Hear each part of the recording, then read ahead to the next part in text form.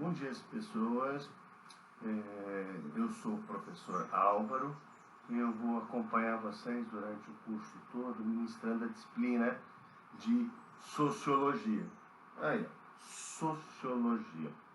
A gente não teve ainda o privilégio de nos conhecer presencialmente. Em breve a gente vai ter aula presencial e vamos mudar isso, né? Mas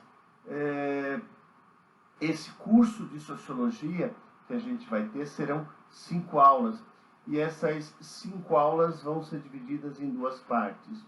Espero que a gente consiga aprender bastante. Lembro que todo esse conteúdo da disciplina de Sociologia, eles vão ser retomados no Enem, na prova do Enem. Então, não basta você decorar esses conteúdos, tem que pensar neles de uma forma de aprender. Esse curso está dividido em 2 partes. A primeira parte delas, né, que eu estou apresentando agora para vocês, é a parte que fala da produção do conhecimento. Como é que a gente conhece as coisas e como isso faz parte do ser humano, né? Desde que o homem é homem, que está na caverna, desde a invenção da roda, da invenção do fogo, isso faz parte, é uma característica humana produzir conhecimento, conhecer novas coisas, inventar, transmitir esse conhecimento. Então, essa é uma característica dos seres humanos. E outra coisa importante sobre o conhecimento, que a gente vai ver nessa primeira parte, é entender que depende de quem produz esse conhecimento, ele vai ter uma característica. Então, se esse conhecimento ele é produzido por crianças, ele vai ter um sentido, uma função, uma forma. Se é produzido por cientistas, por agricultores, ou seja, esse conhecimento ele está ligado à pessoa que produz esse conhecimento. Ele acaba tendo uma função social bastante importante. Por fim, a gente vai entender que o conhecimento sobre a sociedade, o conhecimento científico, é produzido pela sociologia. Aí a gente vê a Mafalda pedindo sociologia, e o momento histórico que a gente está vivendo hoje, esse momento da pandemia, mais do que nunca, exige que a gente tenha uma ciência e que a gente se baseie na ciência para analisar a sociedade toda. Seja analisar a pandemia ou analisar a sociedade como a sociologia faz.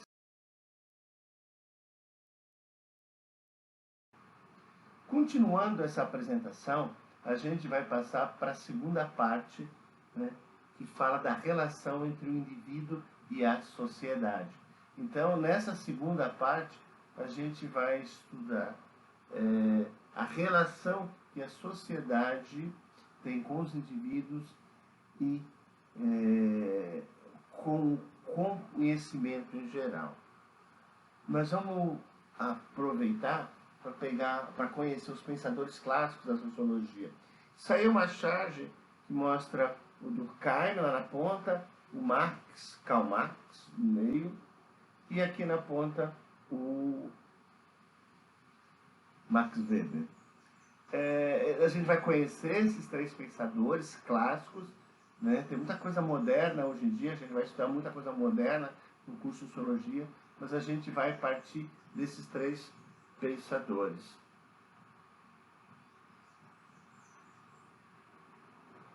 E por último, a gente vai compreender que a sociologia ela só pode ser entendida como uma ciência que estuda a sociedade se ela relacionar as coisas que acontecem individualmente com o grupo. Então, cada pessoa nesse grupo está contribuindo para formar um círculo. Sem uma pessoa, o círculo não existe, né? E sem um grupo, não formaria um círculo. Ou seja, é a união do indivíduo com a sociedade que vai compor aquilo que a gente conhece hoje. Essa primeira aula, a gente vai discutir sobre o conhecimento. Como é que a gente conhece as coisas, quais são as formas de conhecimento e até que ponto a gente pode confiar nas coisas que a gente está conhecendo. Primeira coisa, eu queria que a gente refletisse sobre algumas questões. Para um pouquinho, tire as ideias pré-concebidas que a gente tem da cabeça e vamos pensar as seguintes questões. Será que existe uma realidade social que alguém possa conhecer exatamente como ela é? Ou será que são várias interpretações da realidade? Vocês estão vendo essa foto aqui em cima, né? Ela parece um cara careca, uma barba enorme e loira. E se a gente olhar com mais atenção, a gente vai ver que tem uma menina abraçada com ele, com esse cabelo loiro, né? E muitas vezes a gente é iludido pela nossa compreensão da realidade. Às vezes a gente pensa que está vendo uma coisa e está vendo outra completamente diferente. Até que ponto a gente pode confiar nas nossas interpretações da realidade? Você já deve ter tido a oportunidade, talvez alguns de vocês, de presenciar um acidente de carro. Às vezes duas pessoas lado a lado assistem uma batida de carro e na hora que elas vão conversar, cada um viu de uma forma diferente aquilo. Porque a gente vê a realidade influenciado pelo nosso ponto de vista. A mesma coisa é um jornal. Quando um jornal dá uma notícia, será que ele está contando um fato como ele aconteceu? Ou ele está dando a versão dele? Ora, quem acompanha um pouquinho de política, por exemplo, sabe que os jornais, se é de um partido, dá notícia de uma maneira, se é de outro partido, dá de outra maneira. E quem é que tem a razão? Ou será que são essas versões? Outro dia eu estava dando uma aula e eu desenhei o número 6 no chão. E aí pedi para as pessoas dizerem, olha, eu estou vendo o número 6. O aluno que está sentado na cadeira, ele vê o mesmo 6 que eu no chão? Não, na verdade ele vai ver o 9, porque para ele está de cabeça para baixo.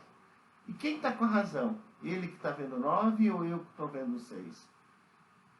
Depende do ponto de vista que a gente vê as coisas. Eu quero chamar muita atenção de vocês para esse fato. Não existe uma realidade absoluta, isso é assim. As coisas dependem do ponto de vista de como elas são vistas. Então, a gente pergunta, alguém pode ter acesso à verdade como ela realmente é? Dê uma olhada nisso aqui, ó. Depende do ponto de vista que você está vendo, depende de onde você está olhando, você pode ver um triângulo, pode ver várias coisas. E tudo no mundo depende do ponto de vista que a gente está olhando. Se a gente vê uma discussão entre marido e mulher, entre um homem e uma mulher, cada um vai olhar do seu ponto de vista. Se você for uma mulher, vai olhar aquilo do ponto de vista feminino. Se você for um homem, vai olhar do ponto de vista masculino. Não tem como sair do nosso ponto de vista. Primeira coisa que eu quero começar nesse primeiro momento do curso de Sociologia com vocês é chamar a atenção de que não existe uma verdade absoluta. Todas as verdades dependem do ponto de vista, depende do momento em que aquilo está sendo dito, depende de quem está dizendo. A inflação está alta no Brasil, isso é bom, isso é ruim? Depende. Se eu vivo de salário, inflação alta me come o salário. Mas se eu empresto dinheiro a juros, quanto maior a inflação, melhor. Eu estou falando de inflação, gente, e tudo depende do ponto de vista em que as coisas são analisadas, né? Então, o que é verdade? Verdade é uma informação que é válida num determinado momento histórico, num determinado lugar. A mesma coisa com a ciência. A ciência não é eterna, pelo contrário, a ciência produz um conhecimento que é válido, mas ele pode ser melhorado no futuro e mudar. Alguns anos atrás, Plutão era considerado um planeta, mas aí a ciência avançou mais e descobriu que Plutão não é um planeta, né? Ou seja, o que é uma informação válida hoje, ela não é necessariamente válida no futuro. Se dizia no passado coisas que hoje não são mais válidas. Mais algumas questões para a gente refletir. Será que é possível ser neutro? Eu coloco aqui a foto do julgamento do Moro, né? Será que o Moro, quando julgava, ele era neutro? Eu vou mais longe. Será que a gente consegue ser neutro em alguma situação? Tem o Max Weber, ele coloca uma questão bem interessante. Se eu vejo alguém roubando a carteira de dinheiro de outra pessoa, eu posso ser neutro? Eu vi o roubo e fico calado. Sou neutro? Não. Se eu fico calado, eu estou do lado do ladrão. Se eu abro a boca, eu estou do lado de quem foi roubado. Se eu vejo uma cena, não tem como a gente ser neutro. Toda a ciência, ela parte de um pressuposto. Toda a ciência sabe que ela sempre tem um ponto de vista, uma referência. Não existe uma neutralidade quando a gente começa a analisar isso. E aí eu fico trazendo isso para a nossa prática. Quem determina o que vai sair num jornal, num rádio, numa televisão? Quem determina o que vai ser considerado verdade? Por exemplo, quem decide cloroquina é bom para Covid, cloroquina não é?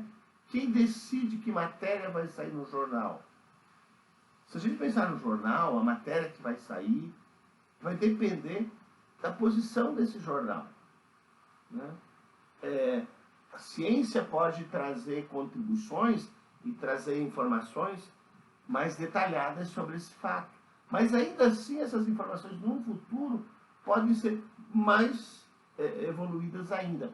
Eu trago aqui uma questão para a gente entender como as coisas são relativas, né? Aqui eu mostro algumas fotos de garrafas de Coca-Cola, por acaso Coca-Cola, porque eu achei Coca-Cola, mas nada a favor da Coca nem contra a Pepsi. Mas aí eu pergunto, a garrafa de Coca é grande ou pequena? Ela não é grande nem pequena, depende da gente. Se eu estou com muita sede, você, poxa, tem pouca Coca-Cola aqui. Se eu estou com pouca sede, é muita Coca-Cola para mim. Então, não é a garrafa que vai determinar se ela é grande ou pequena, mas é o ponto de vista que a gente olha que determina se uma coisa é grande ou pequena. Pensa bem, desde pequeno a gente aprendeu assim, menina, aquela bola é grande. E a gente fica pensando que grande é uma qualidade da bola. Não. Grande é uma qualidade que a gente dá para a bola. Então, uma bola de basquete pode ser grande se eu comparar com uma bola de tênis, mas ela pode ser pequena se eu comparar com uma casa, com a lua. Então, depende do referencial, as classificações que a gente faz. Pessoas, eu sei que o que eu estava falando agora é bem complexo, né? E, resumindo, a gente pode dizer o seguinte: não existe uma verdade absoluta que vale sempre para todos os lugares. A verdade, ela é válida dependendo do momento, do local em que ela está sendo aplicada. Depende do ângulo que a gente olha, do ponto de vista. Então, a palavra verdade, ela tem que ser usada com muita cautela. A gente pode dizer que uma coisa é válida, mesmo uma descoberta científica, ela não é uma verdade que vai valer para sempre. Ela é válida a partir dos dados que a gente tem hoje. Desde que a sociedade humana começa a se estruturar, desde que os homens deixam as cavernas, transformam-se em nômades, criam a pecuária, a agricultura, começa a haver uma evolução social, uma evolução do conhecimento. Essa evolução do conhecimento, ela passa a ser registrada, organizada, principalmente após os gregos e os romanos, principalmente aqui no Ocidente, né? Depois vem um período em que não houve grandes avanços, um período chamada Idade Média, né? Os pensadores eram levados às fogueiras, e esse impacto do pensamento, do conhecimento sobre a sociedade, ressurge com toda a força com o iluminismo, com os pensadores iluministas, né? Motivados muito pela Revolução Industrial, pela Revolução Francesa. São revoluções que mudam socialmente e politicamente a sociedade. Com o advento da Revolução Industrial, né, o desenvolvimento de máquina a vapor, trem, fábricas, a sociedade passa a ter transformações mais rápidas do que aconteciam no passado. E aí surge, nesse meio, a necessidade de estudar a ciência, estudar a sociedade. Como a ciência vinha dando conta de resolver vários problemas na área da saúde, da higiene, da medicina, das máquinas, das indústrias, se busca uma ciência para estudar a sociedade. É nesse contexto que surge a sociologia. Ela surge justamente para entender as transformações sociais. E olha só, ela já parte da seguinte concepção: se as transformações que acontecem na sociedade são obras das ações humanas, então o próprio homem que fez a sociedade como ela é pode mudá-la e transformá-la numa coisa melhor ou pior. Então, o que a sociologia veio mostrar para a gente que que a sociedade é resultado de ação humana. Como todas as ciências, a sociologia é reunida dentro de um conjunto de ciências, nesse caso, as ciências sociais, que inclui a sociologia, a antropologia, a política, alguns autores estudam a economia também, mas basicamente as ciências sociais, a antropologia, né? E quando você estuda a ciência, você vê claramente, quando você estuda a sociedade, você vê claramente o papel do homem aí. Não nega a existência de Deus, mas ela entende que o mundo como ele é uma ação humana. Não está dizendo que Deus não está lá por trás, mas está dizendo que o homem construiu assim e o homem pode construir diferente. E isso é um dos motivos pelos quais, durante as ditaduras, muitos governos que não querem a participação popular proíbem o estudo de filosofia e sociologia. Porque essas são ciências que ajudam as pessoas a pensarem sobre o que está acontecendo e acaba sendo uma forma de impulsionar as transformações revolucionárias. Acaba impulsionando as pessoas a lutarem para melhorar a vida. Agora que a gente já conversou um pouco sobre como não dá para confiar cegamente que uma coisa é verdade, a gente já pode aprofundar as nossas discussões sobre o conhecimento, né? Então, o que é conhecimento? Conhecimento é quando a gente tem uma compreensão prática que a gente aprende e que a gente pode transmitir para os nossos descendentes e que serve para a gente resolver as questões do dia a dia. É o conhecimento das coisas do mundo que torna uma pessoa mais ou menos inteligente, mais ou menos apta para lidar com as coisas do dia a dia. E eu não sei se tu já parou para pensar sobre isso, mas tem noção de que tudo que a gente faz na nossa vida, todas as escolhas que a gente toma, depende de como a gente conhece as coisas? Se eu olho para uma água mesmo, e acho que ela é boa para me beber, eu bebo. Se eu não conheço aquela fonte, eu posso tomar uma decisão errada. Não estou falando de beber água, mas todas as escolhas que a gente faz na vida, a gente faz baseado no que a gente conhece. Se o nosso conhecimento for equivocado, a gente vai tomar decisões equivocadas. Existem várias formas de conhecer o mundo, ou seja, existem vários caminhos que nos apresentam explicações do mundo. Por exemplo, a religião, ela nos dá uma explicação do mundo, ela nos explica várias coisas. Além da religião, a gente tem a filosofia, ela nos explica o mundo baseado em outros pontos de vista. A gente tem o senso comum. O senso comum é aquele conhecimento do dia a dia que todo mundo tem, nos dá outra explicação do mundo. E, por fim, a gente tem a ciência, que dá uma versão diferente, ou seja, cada uma dessas maneiras nos dá uma forma de conhecer o mundo. Vamos começar a falar do conhecimento religioso, né?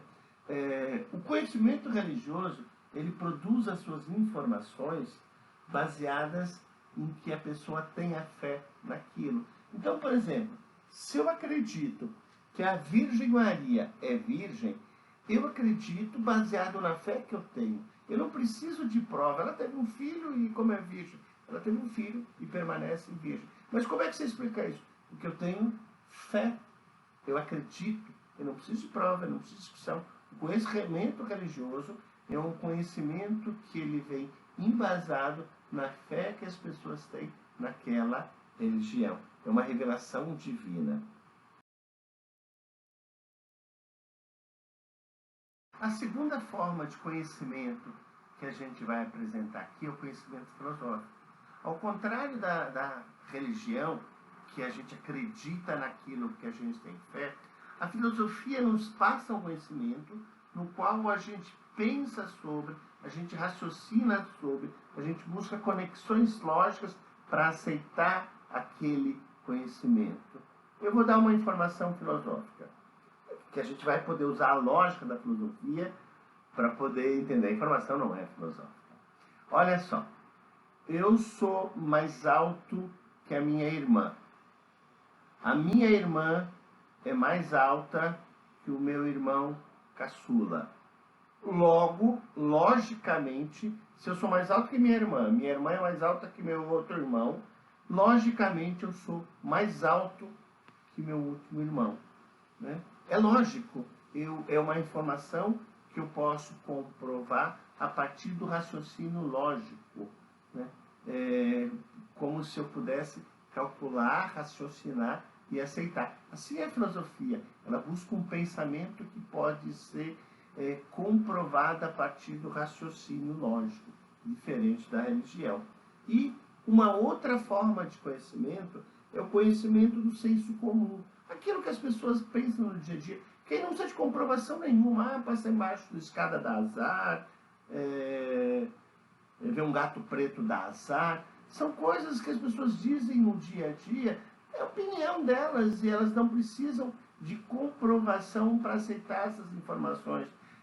Eu lembro que quando era pequeno, às vezes caiu um garfo no chão, o garfo, então vai ter uma visita de um homem. Se cair uma faca, vai ter visita de uma mulher. São superstições, e que as pessoas acreditam, passam uma para as outras, mas não tem nem raciocínio, nem precisa de fé. Simplesmente as pessoas acreditam nisso. Né? Quando o Bolsonaro sugere que as pessoas consumam a cloroquina, ele não está baseado na ciência, não tem nenhuma prova. Ele acha que aquilo faz bem, é parte do senso comum. Tem gente que acha que algumas coisas fazem bem para um tratamento. São crenças que as pessoas têm sua opinião, não medem as consequências, não vão verificar se é verdade. Será que todo mundo que quebra um espelho tem 7 anos de azar?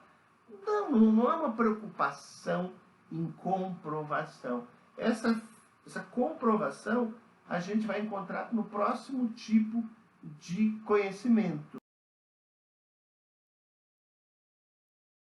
Esse outro tipo de conhecimento que eu estou falando é o conhecimento científico. Ele sim, ele vai ter que se responsabilizar pelo que ele diz. Ele vai ter que comprovar o que ele diz. Ele vai buscar experimentos no qual ele possa provar que aquilo tem sentido, aquilo pode ser comprovado, aquela experiência pode ser repetida. Então, se eu digo que tal remédio funciona para tal doença, eu posso provar aquilo através de experimentos. Né?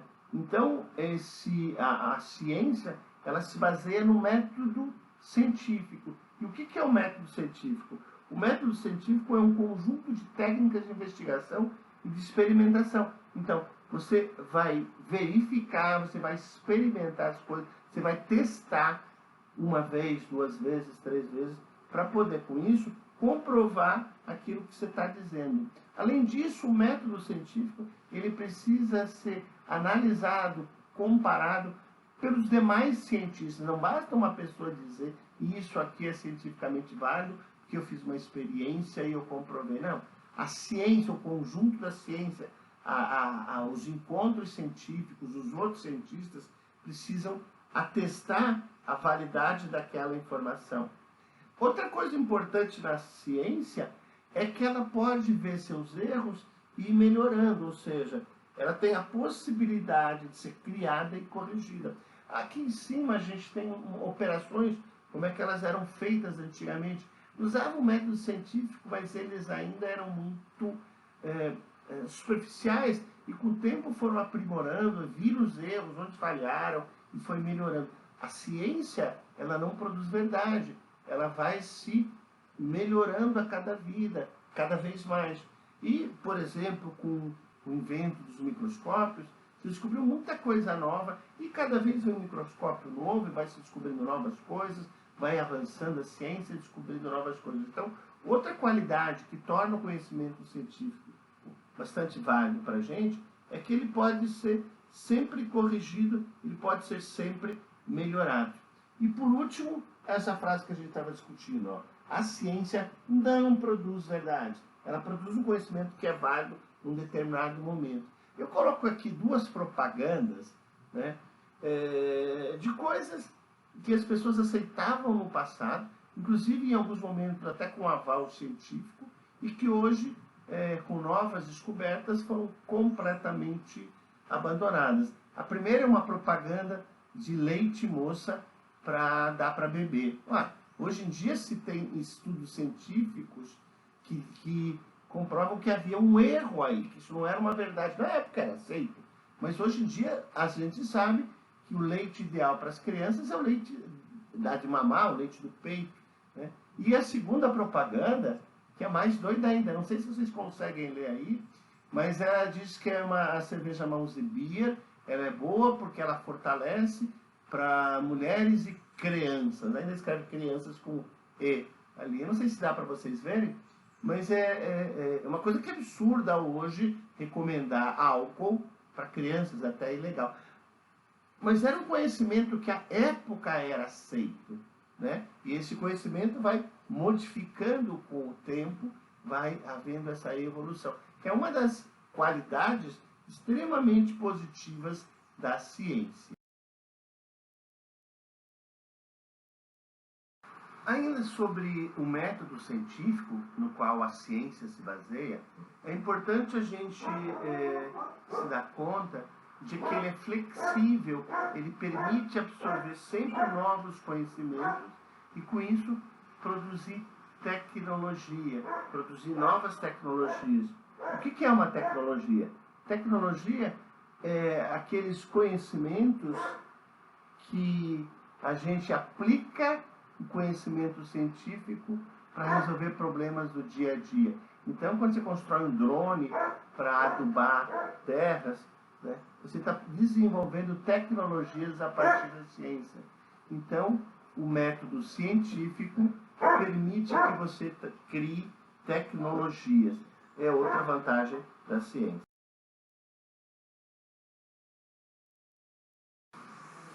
Agora que a gente conheceu essas várias formas de conhecimento, filosofia, religião, a ciência, o senso comum, a gente entendeu que são várias formas de abordar a realidade, conhecimentos que se baseiam em coisas diferentes, a religião se baseia na fé, a ciência no método científico, o senso comum na opinião das pessoas e a filosofia no pensamento racional e lógico. É importante a gente entender que um não é superior, eles se complementam. Um ao outro, eles vão se somando e vão formando a compreensão que a gente tem da realidade. É importante separar um do outro. Sociologia é ciência, né? Quando eu digo que acho que vai chover porque o sapo está cantando, é um senso comum, não tem comprovação. E outra coisa que eu quero que a gente pense sobre os conhecimentos é que eles vão se misturando, eles vão se associando uns aos outros. Veja, por exemplo, a questão de ferver a água para matar as bactérias, né? Isso é uma descoberta da ciência. Louis Pasteur, há muitos anos atrás, descobriu a pasteurização. Então, ferver a água foi uma descoberta científica. E hoje isso faz parte do senso comum. Qualquer dona de casa sabe que precisa ferver a água para mantê-la mais pura. Ou seja, o conhecimento que partiu da ciência veio para o dia a dia. E o contrário também é verdadeiro. Muito chá que as nossas vozes faziam, hoje a ciência estuda e descobre que tem um fundamento científico, como o chá de quebra-pedra, né? Que hoje a ciência sabe que ele funciona para tratar o rim. Isso já era indicado há muito tempo atrás pelas nossas vozes, através do senso comum. Então, há uma passagem entre um conhecimento e outro. Mas atenção, não se usa um para comprovar o outro. O que é do senso comum não precisa de fé, não precisa de método científico para comprovar. A pessoa acredita, é a opinião dela e ponto. A religião não precisa de prova científica. Ela se baseia na fé do crente. Então não precisa de comprovação científica. E do mesmo modo que você não pode fazer ciência baseado na tua fé ou na tua opinião. Do mesmo modo, a filosofia não é ciência, cada uma parte de um ponto de vista.